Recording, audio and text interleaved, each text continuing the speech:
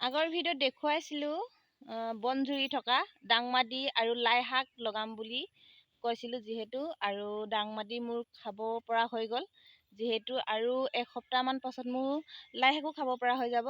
আৰু মানুহজনে ইয়াত মানে আৰু শাকৰ খেতি কৰিবৰ কাৰণে চফা কৰি আছে। আৰু ইয়াত এতিয়া হেঁচিব মানুহজনে ধনিয়া গুটি। আৰু মই আপোনালোকক দেখাই দিছোঁ মোৰ শাকৰ বাৰীখন। যোৱাটো আগৰ ভিডিঅ'ত মই দেখুৱাইছিলোঁ, এতিয়া আকৌ দেখুৱাই দিছোঁ। বনখিনি ঝুৰি কাটি থকাহে দেখুৱাইছিলোঁ। এতিয়া জাষ্ট মই আপোনালোকক শাক লগাই কিমান ডাঙৰ হৈ গ'ল, শাক খাব পৰা হৈ গ'ল, এতিয়া মই আপোনালোকক দেখুৱাই দিম। আৰু ইয়াত মই অকণমান কোৰ মাৰি লৈছোঁ দেই, খুব একদম মানে গৰম উঠিছে, এনেকুৱা ৰ'দ টান, আৰু কি কৰিম উপায় নাই, ৰ'দটো দিবই, গৰমটো উঠিবই।